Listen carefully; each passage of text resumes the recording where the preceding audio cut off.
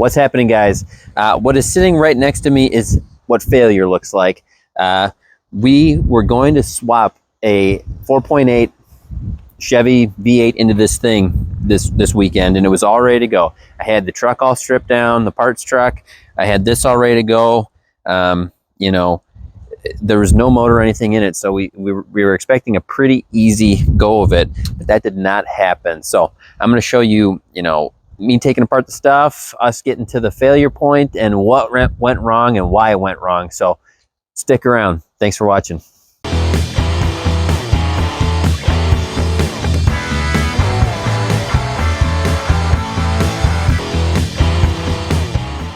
So first off, I had to get the donor truck stripped down, and that's a 2004 Chevy Silverado, and it's two-wheel drive, had a 4.8, ran and drove really nicely actually. It didn't have any brakes, and it had no title, so that's why it ended up on the scrap heap and why it became the donor for this truck.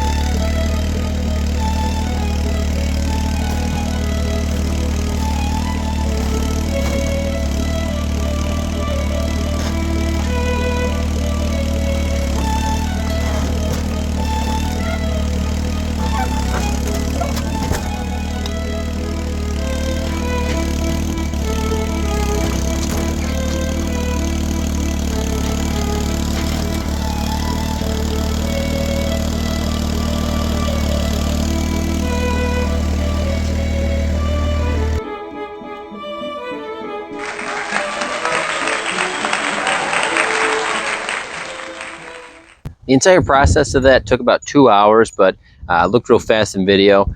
And from there, I decided to get the engine actually unbolted, get the shroud off the front of it so I can get better access to that motor.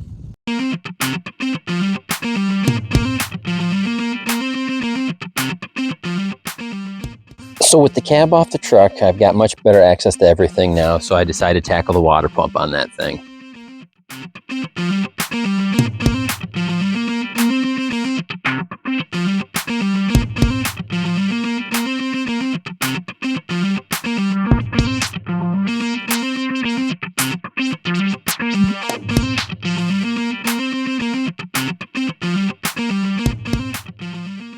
At this point in the day, John had showed up, and I'm just about ready to yank the intake off the thing, so he'll be there to see and witness what it's like on the inside of the motor.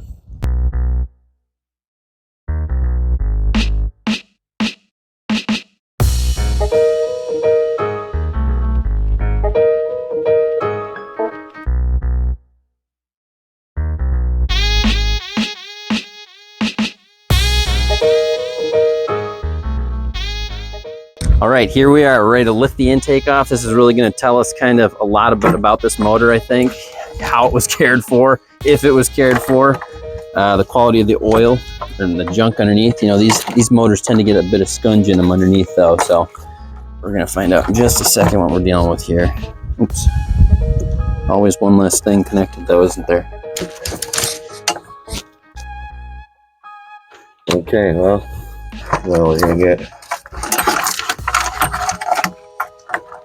Oh boy. Oh, hang on. One left in there? Well, that's not pretty. That's kind of to be expected though. That's not terrible looking. As long as it's not further in. It's usually what you find, but that's why we're replacing these. Right. If you just want to check out this real quick, we're just going to do these gaskets. It's so easy to do because it's out of the, sitting right here. Right. Very easy to do outside the truck. But this one actually looks pretty decent. It doesn't look like there's been any air intrusion anywhere, which is usually what you get. Yeah, it does look good. These will run really rough, cold, and then they'll warm up and run great. Intake gaskets are a big contender on these motors, so I replaced a lot of these, and this is what you find underneath all of them. We're feeling pretty good at the moment, and from this point we're just going to get the motor cleaned up a little bit on the top end.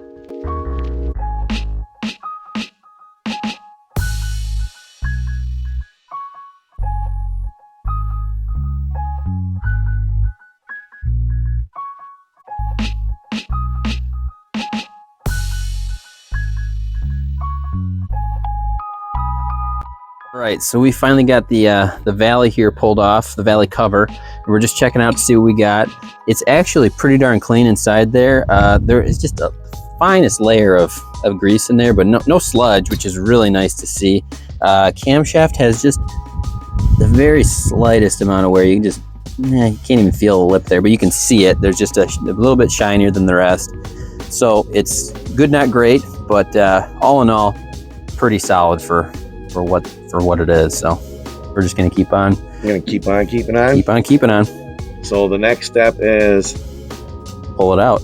pull it out. Yep. And where's the best place to hook onto this thing, Joe? That is a debatable subject online. Yeah.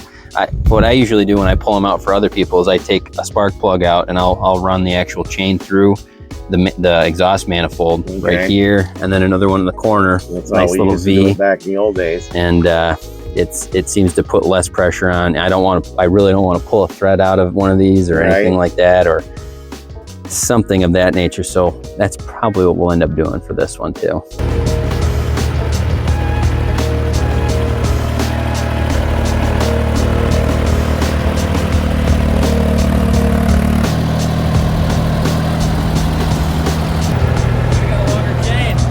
You think so?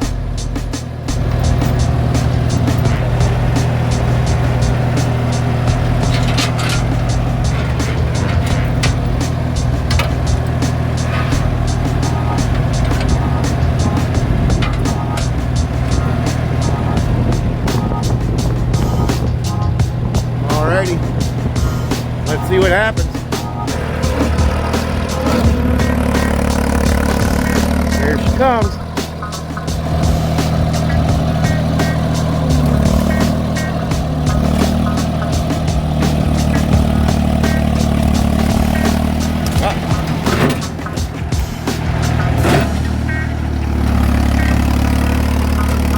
Yeah, nobody saw that.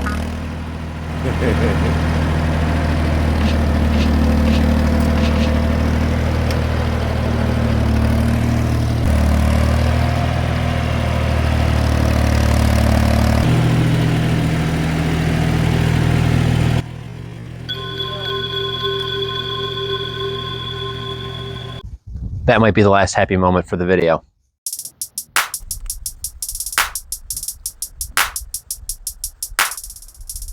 Once the motor was out, we got the oil pan taken off, and then we did the right thing and rebuilt the oil pickup tube.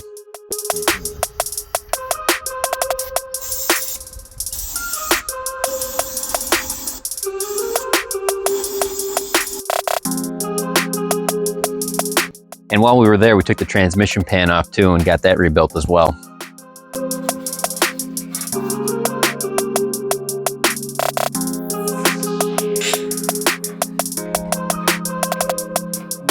So that's where we got on day one. We were all feeling real good about ourselves. Engine was on the hoist, and we started the next day fresh, all of our tools laid out, ready to rock and roll.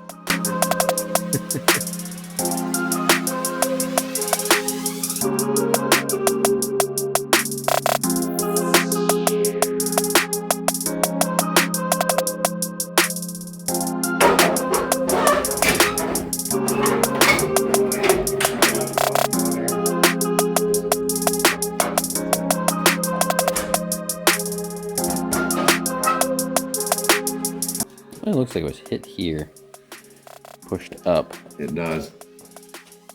And it's actually, it is pushed backwards. Yeah.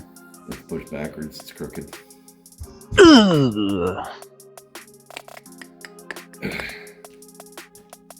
Now that that's off and you can actually see the squareness of the front of that tub right there. If you look.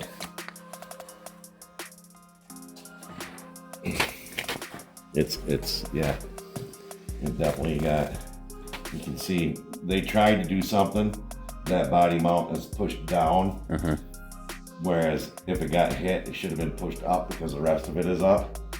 So that tells me that they did monkey with that frame section right there. But we'll get our yank straight. yep.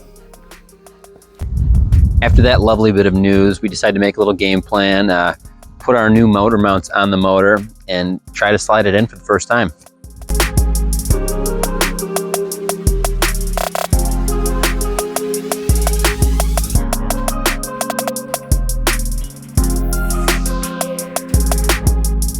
However, on our first attempt, we immediately find that the exhaust coming off the manifolds, there's absolutely no way that's going to fit.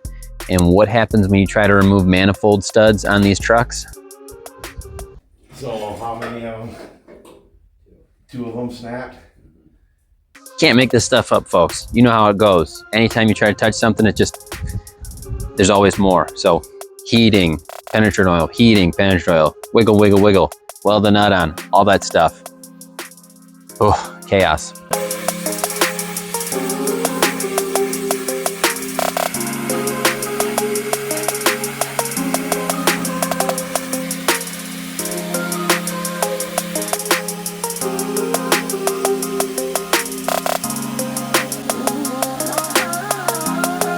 Let's try that again.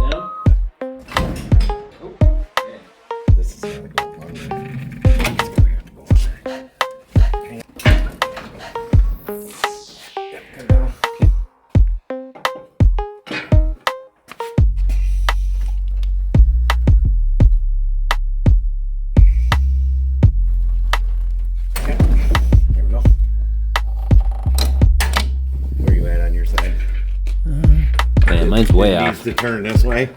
Yeah. Is what it needs to do. I don't know if it's going to do it with the manifold on it.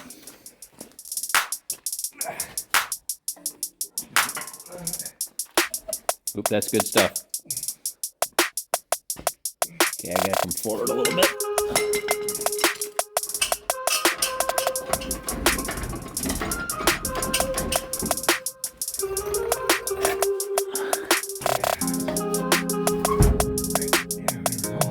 That's sitting better?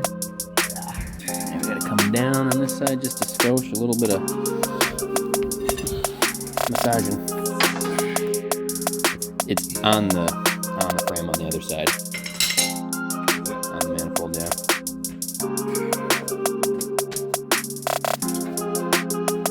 I'm gonna go right on. Holy cow!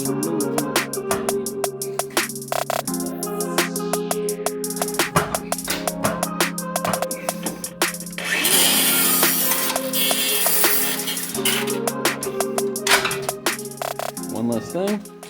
Grab a zip tie. a zip tie. This has been your zip tie moment.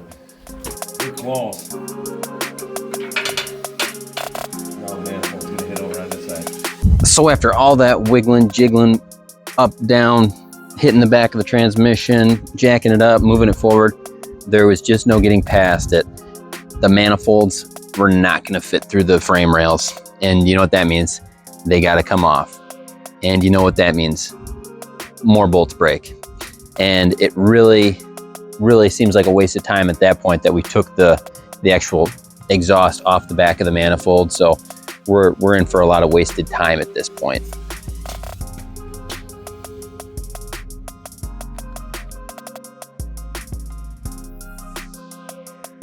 But luckily, the actual weld on the nut thing, twist them off, it did work in this case. It's so rare to actually see it happen, but we got lucky 3 times in a row. They all came out. And so we're gonna attempt to put it in again.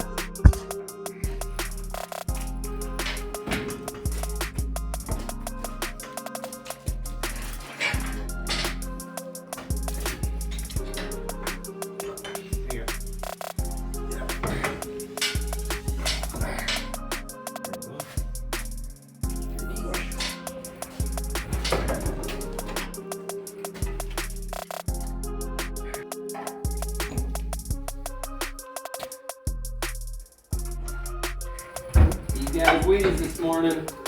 Here we go. Hang on here. Let me get the camera off. Let me get out.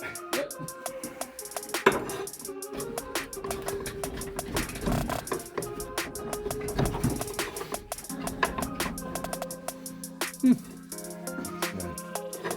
We must have had that motor out 10 times, if not more. You know, there were little things we thought we did wrong. We flipped around the engine mounts. That was incorrect. But at the end of the day, what ended up happening was it was just laying, the motor itself, the pan was laying on top of the steering. And essentially what had happened is the frame was bent to a point in the front here. You can see a nice little bubble right up here where it would just shifted the steering out of alignment enough that there was no way we were going to be able to get this motor in here. And I just want to share this with you as a sort of warning to, you know, get your ducks in a row. Look at what you're buying 10, 100 times.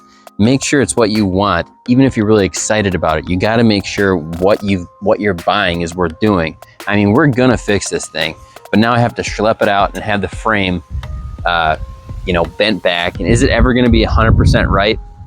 I don't think so. I mean, maybe, but I just want to put this out there because a lot of people would not show failure like this, but there's information in failure. So consider that when you're buying these things. I mean, you're going to see this truck again. It is going to get that motor in it, but we got a big setback now and some extra time, extra money, all that good stuff. So pay attention when you're buying these things. And if it seems too good to be true, it often is. So thanks for watching, guys. If you're enjoying the truck, if you're enjoying the channel, subscribe and shoot a comment. Tell me all the things I did wrong in this video because there are hundreds. Thanks for watching.